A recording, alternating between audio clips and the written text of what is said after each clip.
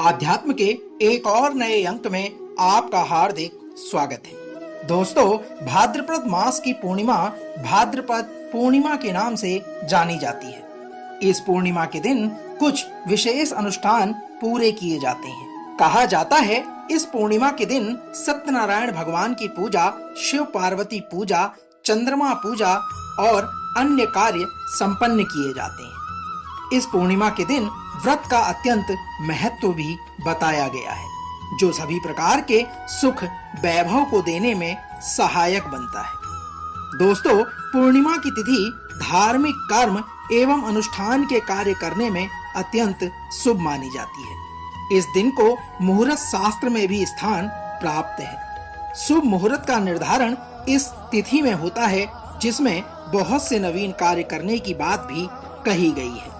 इसी कड़ी में आज हम भाद्रपद पूर्णिमा कब है, उसके शुभ मुहूर्त, उसकी पूजा विधि और उसकी कथा के सार को लेकर आपके बीच में प्रस्तुत कर रहे हैं। तो आइए आरंभ करते हैं भाद्रपद पूर्णिमा से जुड़े शुभ मुहूर्त, पूजा विधि और उसकी कथा के सार को। दोस्तों, भाद्रपद पूर्णिमा 29 सितंबर 2023 को शुक्रवार के दिन मनाई जाएगी। यह पूर्णिमा 28 सितंबर 2023 को 18:50 पर आरंभ होगी और 29 सितंबर 2023 को 15:28 पर दोपहर में समाप्त होगी। दोस्तों, संपूर्ण वर्ष में आने वाली हर एक पूर्णिमा की तिथि कुछ न कुछ खास विशेषताएं लेकर आती हैं। इसी में भाद्रपद माह की पूर्णिमा को श्राद्ध पक्ष के आरंभ से जोड़ा जाता है। इसी पूर्णिमा से आरंभ होने वाले श्राद्ध कार्य अश्विन अमावस्या तक चलते हैं। इसलिए भाद्रपद पूर्णिमा को स्नान दान का भी विशेष महत्व माना जाता है। आइए जानते हैं भाद्रपद पूर्णिमा व्रत पूजा विधि के बारे में। कहा जाता है भाद्रपद पूर्णिमा के दिन विधि विधान के साथ पूजा और सत्यनारायण कथा करने से सभी दुखों का नाश होता है। जीवन में आने वाले सभी कष्ट दूर हो जाते हैं। भाद्रपद पूर्णिमा के दिन पूजा करने से, कुछ बातों का ध्यान रखने से व्रत का और पूजा का संपूर्ण लाभ भी मिलता है। भाद्रपद पूर्णिमा के दिन प्रातः काल उठकर किसी पवित्र नदी, सरोवर या कुंड में स्नान करना चाहिए। अगर ये सब संभव ना हो तो अपने निवास स्थान अथवा घर पर ही स्नान कर लेना चाहिए। इस दिन व्रत करना चाहिए तो व्रत का संकल्प भी कर लेना चाहिए। पूर्णिमा के दिन भगवान श्री सत्यनारायण की पूजा और कथा करनी चाहिए। भगवान शिव और माता पार्वती जी की प्रतिमा को स्थापित करके पूजा करनी चाहिए। पूजा के बाद भगवान को प्रसाद और फल फूल भेंट करने चाहिए। पंचामृत और चूरमे का प्रसाद बनाकर सभी लोगों को पूजा के बाद प्रसाद बांटना चाहिए। दोस्तों, पूजा कर लेने के बाद ब्राह्मण को भोजन कराना चाहिए और जरूरतमंदों को दान इत्यादि करना चाहिए। कहते हैं भाद्रपद पूर्णिमा व्रत स्त्रियों के लिए विशेष महत्व रखता है। इस व्रत के प्रभाव से संतान, सुखी दाम्पत्य की प्राप्ति होती है। आइए जानते हैं भाद्रपद पूर्णिमा का नक्षत्र से क्या संबंध है। प्रत्येक मास की पूर्णिमा तिथि से ही चंद्र वर्ष के महीनों के नाम को रखे जाने की बात कही जाती है। हिंदू पंचांग में सूर्य और चंद्रमा से ही महीनों के नाम रखे जाते हैं, जिन्हें सौर मास और चंद्र मास के नाम से जाना जाता है। कुछ व्रत व त्योहार सौर मास में मनाए जाते हैं तो कुछ चंद्र मास के द्वारा। इसलिए जब हम पूर्णिमा तिथि की बात करते हैं तो उसे चंद्र वर्ष से जोड़ा जाता है। चंद्रमा के साथ ही नक्षत्रों का भी इसके साथ संबंध होता है। मान्यताओं के अनुसार जिस भी माह में पूर्णिमा के दिन चंद्रमा जिस भी नक्षत्र में होता है, उसी नक्षत्र के नाम अनुसार उस माह का नाम रखे जाने की बात कही गई है।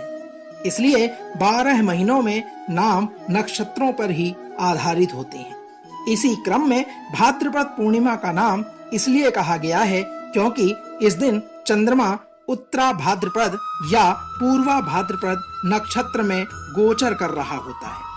दोस्तों, जिन लोगों का जन्म उत्तरा भाद्रपद या पूर्वा भाद्रपद नक्षत्र में होता है, उन लोगों के लिए भी इस पूर्णिमा का दिन विशेष महत्व रखता है।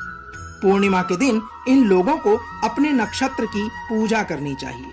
भगवान शिव, माता पार्वती और भगवान गणेश तथा अहिबुर्धन्य की पूजा करनी चाहिए। दूध, दही, घी, शहद, फूल और मिठाई इत्यादि को भगवान की पूजा में शामिल करना चाहिए। नक्षत्र के मंत्रों का उच्चारण करना चाहिए और इस पूजा के अतिरिक्त नवग्रहों से संबंधित वस्तुओं का दान भी करना चाहिए।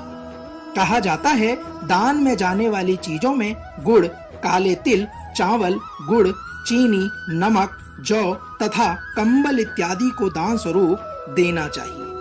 दोस्तों, तो यह तो थी भाद्रपद पूर्णिमा की पूजा विधि, उसके नक्षत्र से जुड़े हुए विवरण का सार। आइए भाद्रपद पूर्णिमा की कथा का आप और हम मिलकर श्रवण करते हैं। दोस्तों, भाद्रपद पूर्णिमा के दिन उमा महेश्वर व्रत करने का भी विधान बताया गया है। धर्म शास्त्रों में इस पूर्णिमा के दिन भगवान शिव और माता पार्वती की पूजा की जाती है। इसके साथ ही रात्रि के समय जागरण करना चाहिए। नारद पुराण और मत्स्य पुराण में इस व्रत के बारे में बताया गया है। इस व्रत को करने से मांगलिक सुख मिलते हैं और दाम्पत्य सुख प्राप्त होता है। उमा महेश्वर व्रत के साथ ही कथा भी सुननी चाहिए। इस कथा को सुनने से व्रत का संपूर्ण फल मिलता है। आइए इसी कथा का श्रवण हम और आप मिलकर करते हैं। दोस्तों, पौराणिक कथा के अनुसार ऋषि दुर्वासा जी एक बार भगवान शिव शंकर जी के दर्शन करने हेतु उनसे मिलने कैलाश गए।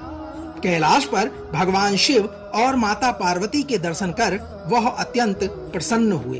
भगवान शिव ने ऋषि दुर्वासा को एक पुष्पमाला भेंट की, जिसे दुर्वासा ऋषि ने प्रेम से स्वीकार कर लिया। साथियों, भगवान से भेंट कर लेने के पश्चात दुर्वासा ऋषि वहां से आगे निकल पड़े। मार्ग में वह भगवान श्री विष्णु जी के दर्शन के लिए भी उत्सुक हुए और उनसे मिलने के लिए विष्णु लोक जाने के लिए आगे निकल पड़े। तभी उनकी मुलाकात इंद्र से हुई। तब दुर्वासा ऋषि ने भगवान शिव द्वारा उन्हें प्रदान की हुई माला भेंट कर दी। इंद्र अपने अभिमान में उस माला को अपने वाहन ऐरावत हाथी को पहनाने लगे, जिसको देखकर ऋषि दुर्वासा क्रोधित हो गए और उन्हें यह कृतज्ञ अच्छा नहीं लगा। ऋषि दुर्वासा ने इंद्र के इस प्रकार के अभिमान में होने और उनकी निंदा करने से क्रोधित होकर उन्होंने इंद्र को श्राप दिया कि तुमने महादेव शिव शंकर जी का अपमान किया है, तुम्हें लक्ष्मी जी छोड़कर चली जाएगी और तुम्हें इंद्रलोक में अपना सिंहासन भी त्यागना पड़ेगा। साथियों, यह सुनकर इंद्र ऋषि दुर्वासा जी के समक्ष हाथ जोड़कर क्षमा याचना करने लगा और इस श्राप से मुक्त होने का उपाय पूछने लगा। इंद्र की विनय सुनकर ऋषि दुर्वासा जी कुछ शांत हुए और क्रोध शांत होने पर ऋषि दुर्वासा जी ने इंद्र को बताया कि उसे उमा महेश्वर व्रत करना चाहिए, तभी वह अपने स्थान को पुनः प्राप्त हो पाएगा। दोस्तों, ऋषि दुर्वासा जी के इस प्रकार के वचन कहने पर तब इंद्र ने इस व्रत को किया। उमा महेश्वर व्रत के प्रभाव से लक्ष्मी जी समेत सभी वस्तुएं जो इंद्र से छिन गई थी, वह सभी इंद्र को पुनः प्राप्त हो गई। दोस्तों, तो यह तो थी भाद्रपद पूर्णिमा कथा, उसका नक्षत्र और व्रत की पूजा विधि। हम आशा करते हैं कि आज का यह अंक आपको अवश्य पसंद आया होगा। कल एक और नए अंक के साथ फिर आपसे होगी मुलाकात। तब तक जय उमापति महादेव।